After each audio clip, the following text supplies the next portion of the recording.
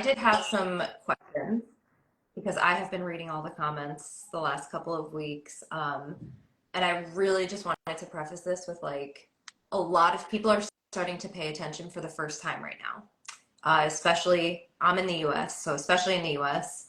So I just wanted to ask if you could explain to people who are just starting to pay attention, what has life been like on a day-to-day basis for those who are in Gaza prior to the last couple of weeks?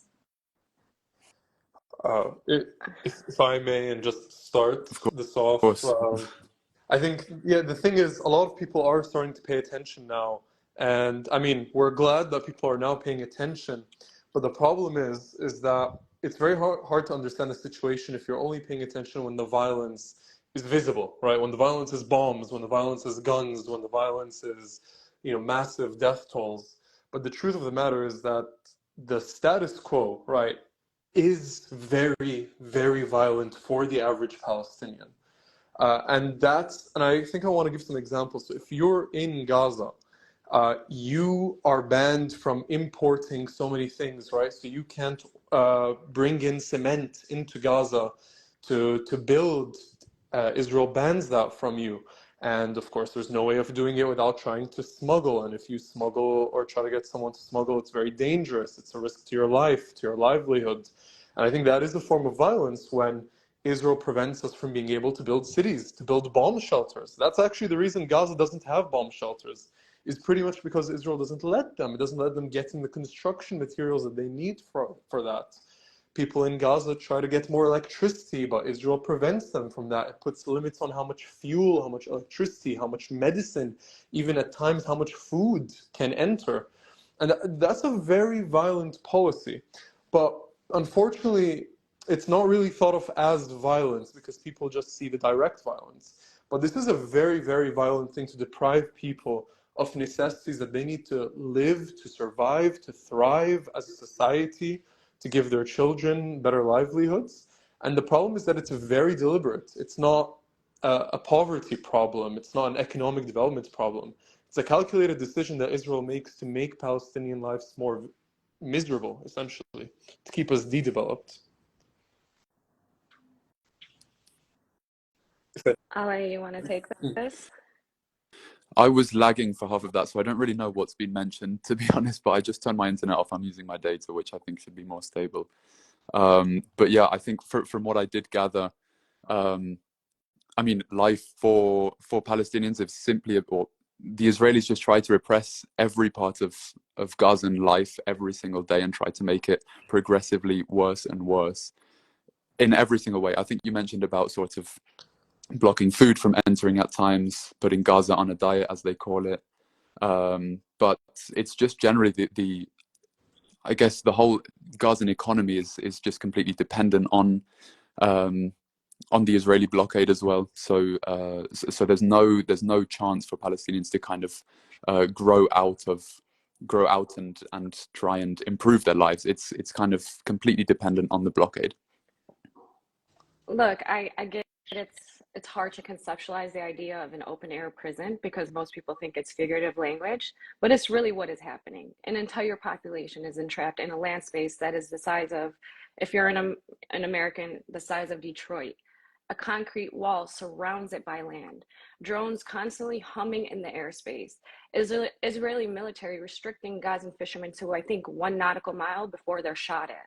This is like a complete assault on freedom and liberty. And, before this catastrophic humanitarian situation or this onslaught, it was facing a catastrophic humanitarian situation.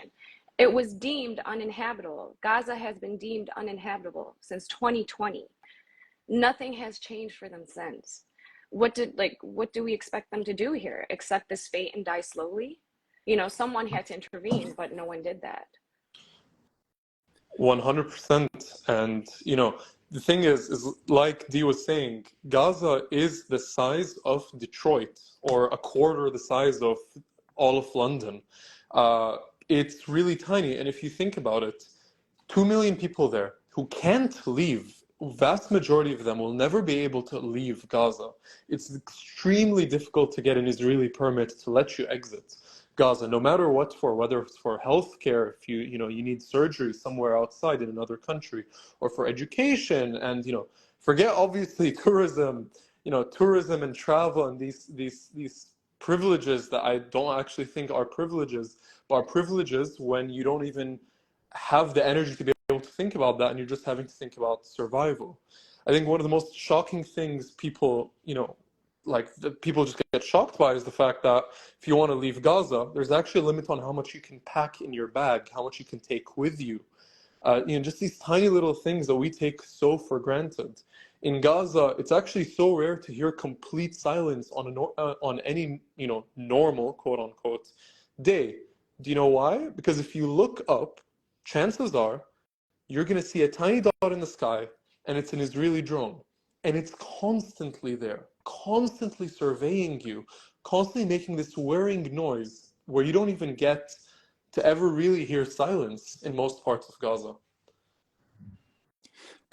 I just also wanted to add, this is without even mentioning that, what's going on now is really not the first time that Israel has sort of rained bombs down on Gaza as well. So I would almost describe the kind of lifestyle or kind of the way that people think about life as almost kind of an eternal state of grief, because they're constantly mourning their family members. There won't be a single Gazan person who doesn't know somebody who has been killed by Israeli airstrikes, and often everybody will have somebody from their own family who has been murdered by the Israeli government in these operations, as they're called. Yeah, and I wanted to touch on this idea that I've seen the narrative, I've seen the comments of, well, Israel is kindly providing water and electricity. They don't have to do that.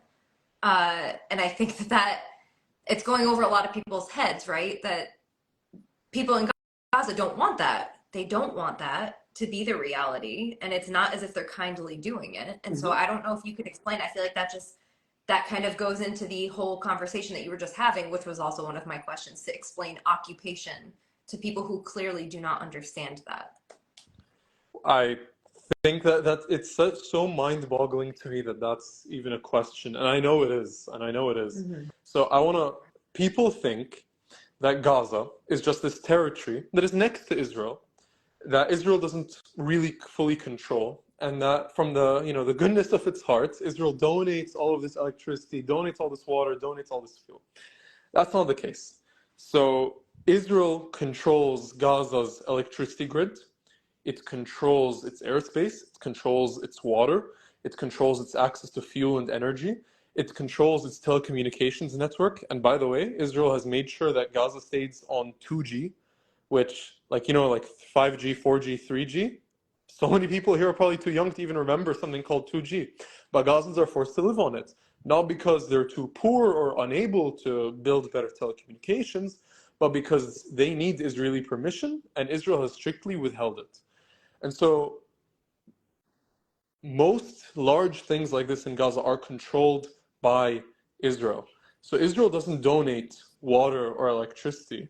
That still needs to be bought and paid for by the Palestinians. But the worst part is that Israel makes sure that Palestinians can never get enough electricity. If Palestinians had their own electricity grid, had control over our own affairs, were free in our own land, which is the whole point of all of this, is that we want a free Palestine, then we wouldn't, then that solves the problem. There's nothing for us to resist. So people saying, well, Israel's doing this and that, actually no, they're maintaining control of us so that they can deprive us of our ability to develop. And people who say, well, it makes sense that Israel's cut off all the water to Gaza, why would they help them? I say that you telling Israel that they should get all the power without any of the responsibility is probably one of the most disgusting things you could advocate for right now. Beautifully said. People have to understand this duty that's imposed on Israel because its conduct as an occupying power. This is a law outlined by the Fourth Geneva Convention. The people of Gaza are occupied people, therefore they are protected. And they obviously cannot protect themselves. They have no autonomy, right? There is this occupying force, which is Israel, controlling their entire life through like we said, through a physical blockade, but also what enters in terms of food and water. Like they've basically forfeited their autonomy to Israel. I mean, they didn't forfeit it, actually. Israel just assumed control.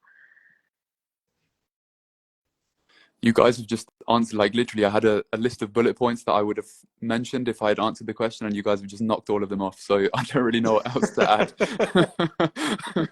But I guess, I mean, part of the question was also about like occupation, right? And kind of what that even means, right? Yeah. Well, I mean, in that sense, we can kind of go into it because the occupation in Gaza is obviously very different also to what there is in the rest of the historical Palestinian land. And I mean, we've just described a bit about what the open air prison is of Gaza. And that's really the most extreme kind of version. But if we look at the West Bank as well, what there is a military occupation where there's checkpoints between every city. So if you are a Palestinian and you want to go from one city to another, you will most likely be stopped at some point and you have to show your papers. And realistically, the Israelis can do whatever they want. These checkpoints are manned by people with big assault rifles, and they love to make their presence felt. And so it's just another form, if we now sort of go over to the West Bank very quickly, another form of just daily intimidation and just trying to make your life really feel as useless and as worthless as possible. And then in terms of occupation as well, we can also speak about the fact that historical Palestine, what people refer to as Israel, is also occupied land. Occupation simply means that Palestinians are not in control of the land that they are indigenous to. That control is Israeli. And as Dee said, it wasn't given to the Israelis, it was forcibly taken by the Israelis. And I think actually, this idea of an open air prison, it's really not an exaggeration. And the thing is, I completely understand that people struggle to understand it because, what do you mean an entire territory functions as a prison? That doesn't exist anywhere else on Earth. But the truth of the matter is that I think people start to see this in a very different light when they remember that most people, the vast majority of people in Gaza, aren't actually from Gaza. 73%, so almost three quarters, of people in Gaza are from surrounding Palestinian lands that Israel colonized in 1948. And it expelled those Palestinians to Gaza. And, those are that's the so-called Israeli territory that's surrounding Gaza. These are actually the lands that all these Palestinians in Gaza are from. And Israel's whole point is that they want a state where they have a majority of one ethnic group. And that's how they say, that's how we preserve control and safety and security for ourselves. We need to keep power preserved in one ethnic group over the other. And that also means we need to be more of us than there are of them in this land. And so everyone in Gaza wants to go back home. But Israel has trapped them in Gaza and is preventing them to get out. So people here think, okay, well, why don't people in Gaza just develop? Putting aside the fact that Israel doesn't even let them. But let's say Israel did let them develop. That's not actually the point. The point is to go home. Gaza is a temporary place with refugee camps. And all these refugee camps are waiting, refugees are waiting to go home, to rebuild our ancestral homes, to tend to our lands. And Israel essentially keeps us locked up there very violently. So that's what we mean when we say open air prison. We're being held there. Ferris, I think you've said this word before. It's complete like dystopian. Like you cannot find any account in history where people were entrapped like this under the heaviest of surveillance. Like Israel is one of the most advanced in surveillance technology and spyware and all of that. So, just to speak to what Ali was saying in the West Bank, I think the best way to put it, and Abby Martin put it this way, for Americans to understand it, I guess, it would be like martial law, but the most severe and harshest of it. Like imagine martial law where military men were just sprawled out in your neighborhoods, putting checkpoints after every few neighborhoods. Like it's very hard for people to imagine it, and it's not until they experience it that their minds completely change. They I'm like I said before, I went on a research trip with American students, and we learned about what we were going to encounter. But it's not even to the depth of what we saw, what we witnessed. It's inhumane. And someone actually said this to Piers Morgan, I don't remember his name, but a military occupation by nature is hostile. And it's in an offensive posture, meaning how can you say they're defending themselves from whom and how if they are in this offensive posture of constantly dominating a people that's not, a different ethnicity. So, or religion for that matter. But these are some things to keep in mind when we're thinking of these things. Yeah, and I want to highlight, we know the numbers that are being reported for the death toll in Gaza are obviously much, much lower than the reality. But the confirmed death toll now is more than 4,000 killed, which includes more than 1,500 children. Over 1 million people have been displaced from their homes and are seeking refuge in other areas. And one of those areas is a hospital that has been threatened to be bombed. Mhm. And I definitely wanted to highlight that now, and give you all the space to talk about that as well. Where do we begin? Yeah. Who wants to take I'm sorry, this? that was very loaded. I'm sorry. Anyone? I mean, I guess I could just touch on that really quickly. Yeah, for those who don't know, today Israel has threatened the Al-Quds hospital in Gaza, which is one of the most important hospitals. It's treating 400 patients, and there are, I don't want to get the number wrong, but it's thousands of people taking shelter there, displaced people who are seeking sanctuary in this hospital. And I want people to understand what it means. What does it mean to evacuate a hospital in Gaza? If you're a doctor, there are so many injured and there are so many patients, and so many of these people rely on life-saving equipment that they need to be attached to. And if they're disconnected to it for even just a few minutes or 20 minutes or 30 minutes, it could mean ending their life. And so when Israel says you need to evacuate a hospital, which it of course thinks excuses bombing the hospital in its first place. Like, can you imagine how ridiculous it is that it's okay to bomb someone or something as long as we give you a heads up before? Like, I can't make this up. But to evacuate a hospital is essentially a death sentence to so many of the most vulnerable patients in that hospital and have nowhere else to go. And even if they did have somewhere to go, they wouldn't survive that trip. They wouldn't survive for long enough. I also just want to quickly add, because we've spoken a bit about people taking sanctuary at the hospital, like just to make that clear, because of how relentless the bombing campaign by the Israelis has been, and everywhere, literally everywhere is being targeted, the one place up until a few days ago that everybody thought was still somewhat safe and free from the possibility of an Israeli airstrike are hospitals. And so what you see in the courtyards in the front areas of the hospital are hundreds, if not hundreds of people who are just trying to be safe, trying to avoid the bombs that are falling everywhere around them.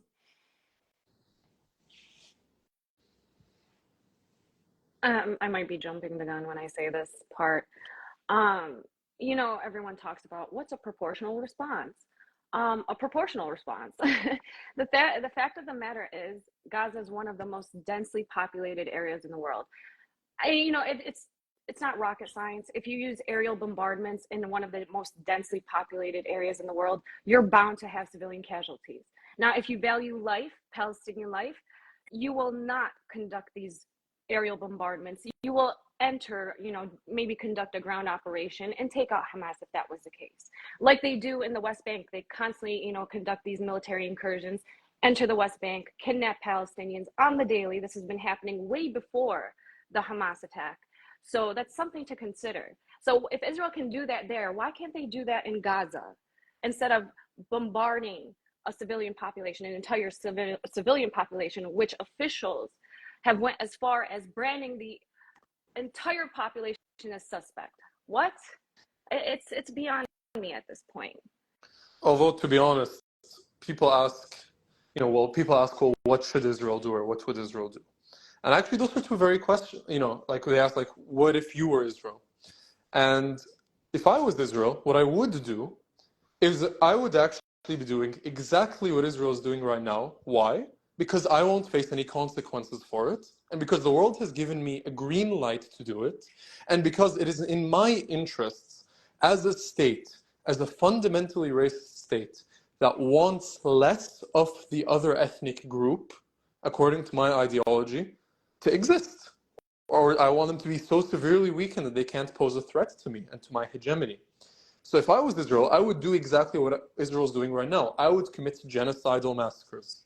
But what I should do, if we had any semblance of ethics or morality, what I should do is free Palestine.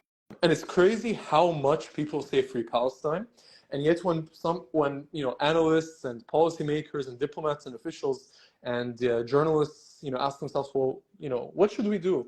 Somehow that's just never one of the options. The only option that there is not even considered as viable. It's all ranges from how much should Israel hurt Palestinians for fighting back?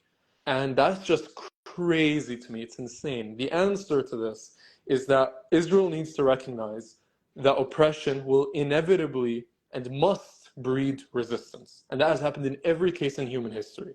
And so the solution is to simply end the oppression. It's really that simple. Yeah, I think as well, because I mean, there are the rumors that the ground invasion of Gaza is going to be anytime soon.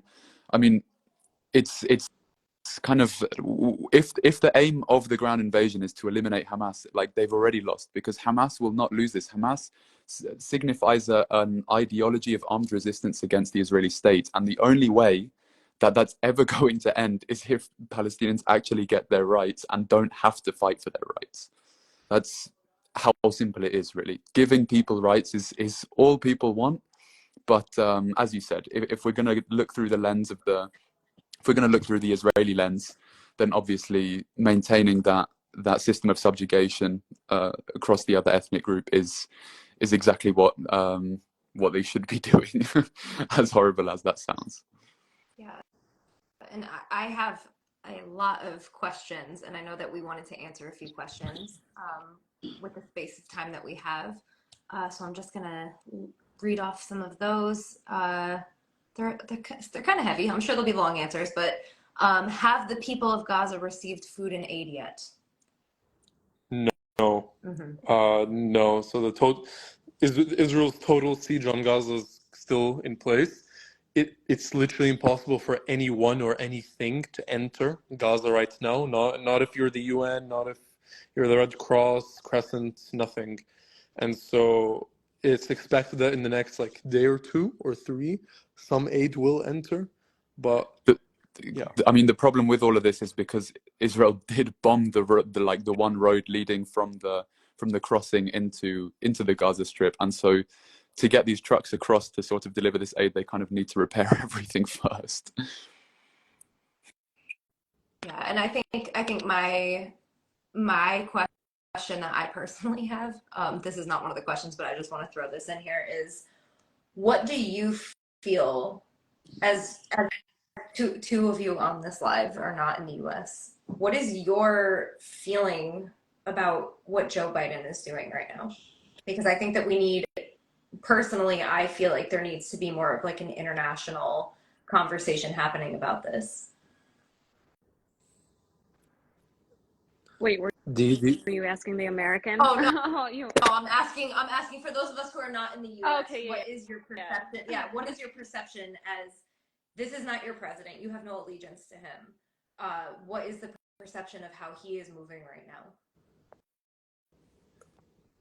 I mean, I've lived in the US for a bit, so I'll let you take that, Faris.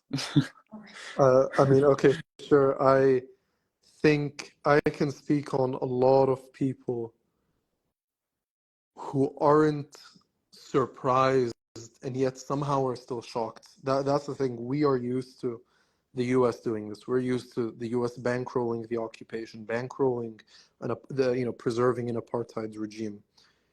And yet you would think, given everything we're seeing right now, all these horrifying videos and photos and the news and the figures and all these people who are losing unfathomable losses,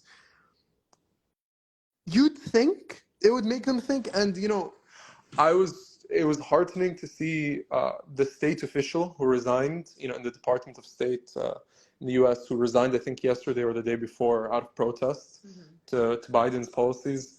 But I think what Biden is doing right now, and I don't want to individualize this. That's the thing. Of course, it's the blood is on Biden's hands, but this goes so much beyond this president, and it's very much an institutional thing in the US, where the political institutions and the parties are all structured and incentivized to keep supporting these atrocities. Like the bombs being dropped on Gaza.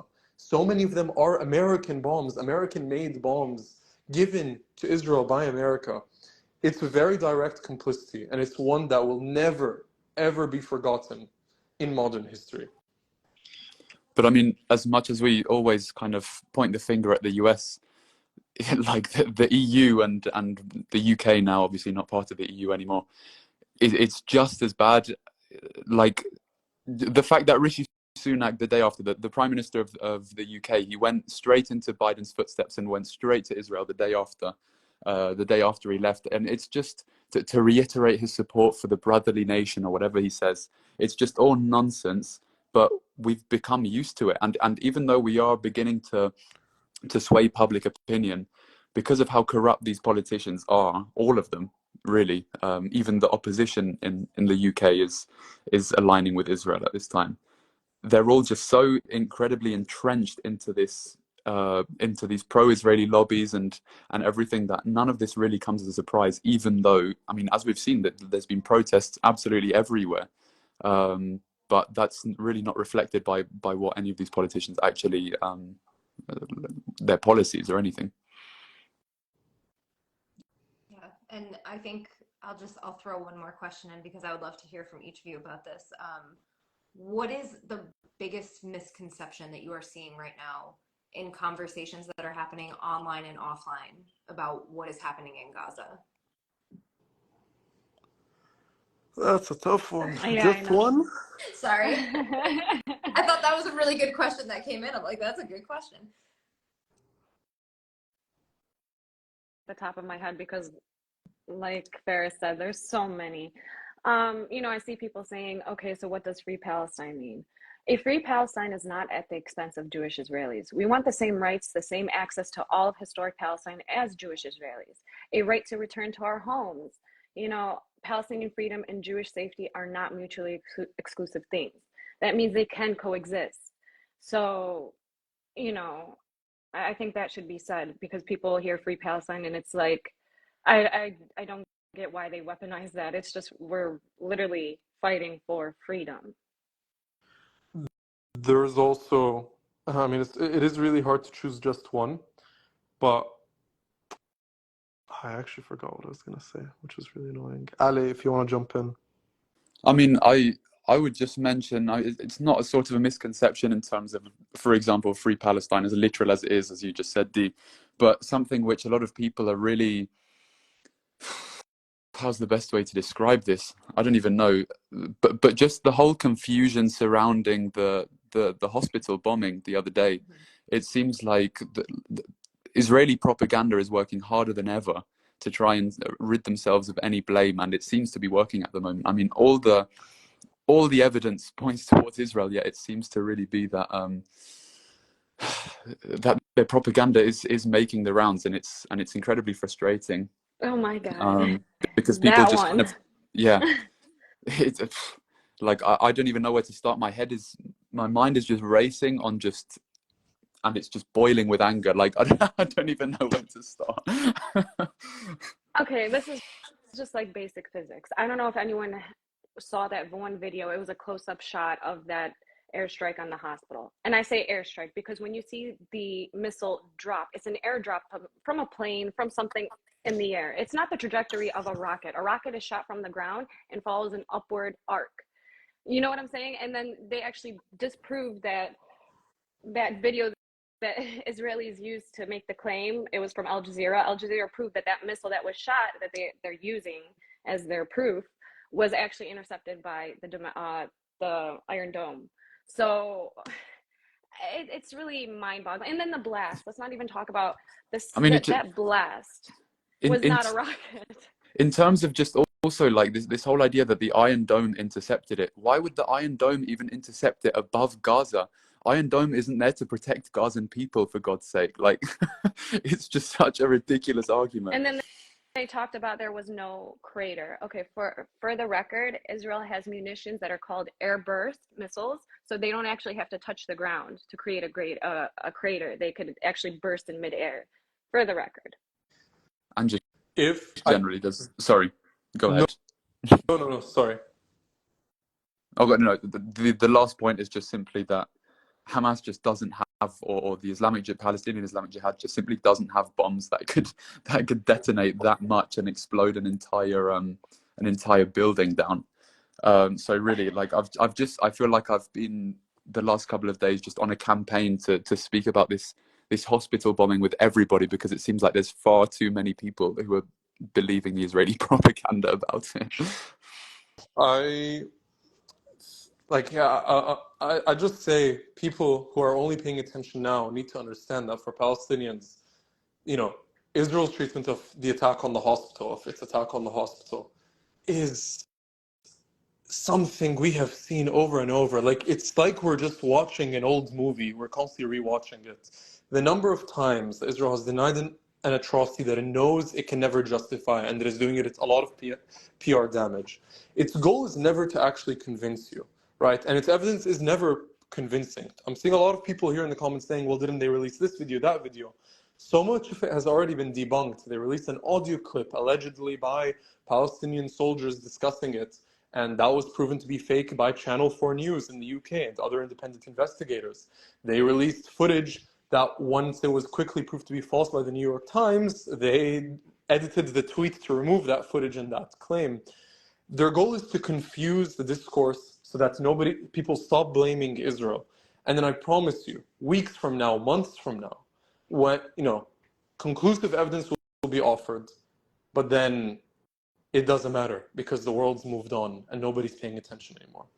And sorry, I think just the one thing, to answer your question, Jess, what's the one thing I want people to understand, or what people aren't understanding? It's this.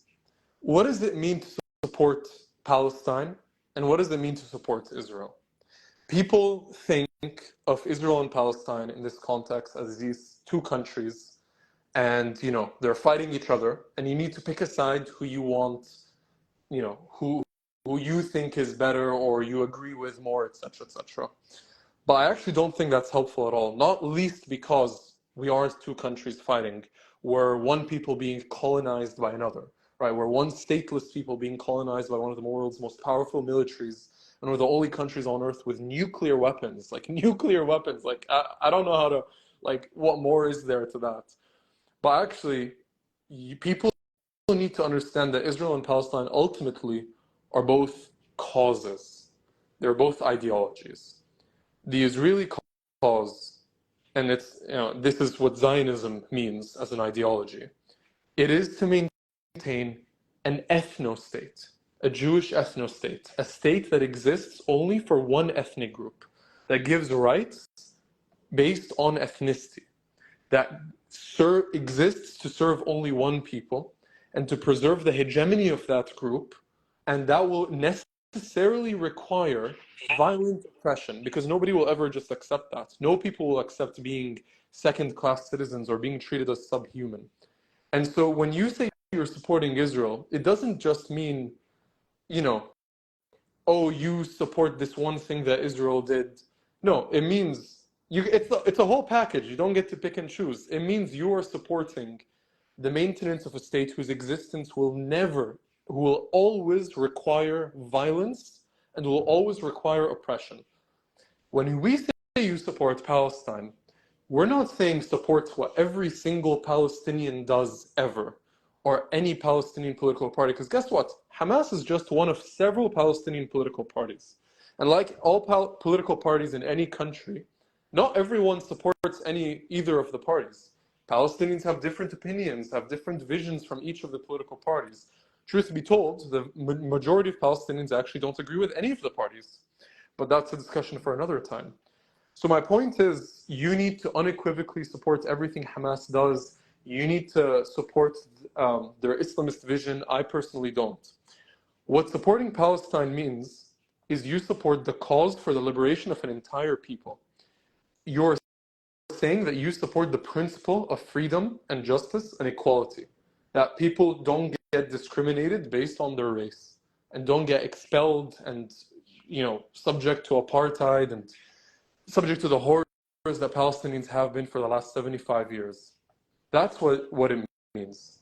And if you can understand that, I think that means you can navigate so much of the misinformation that is thrown at you and so many of the very malicious arguments that are thrown at you to try and convince you to support people staying in their cage, essentially. Yeah, and that I want to end on that, because I think that is what is the most important, is that people are seeing this. And I think this conversation, I've seen a lot of comments of people saying they're learning so much. So I'm so grateful for the three of you for hopping on here with me. I do want to encourage everybody watching live and anybody who watches when I post, make sure you check out their podcast, because the conversations are even more illuminating than we had here. And I will make sure I link that as well in the comments of when I post this live. Perfect. Thank Yeah. you so much, Jess. It's really been Thank great you hopping so on here much. with you. Thank you. Yeah. Thank you so much.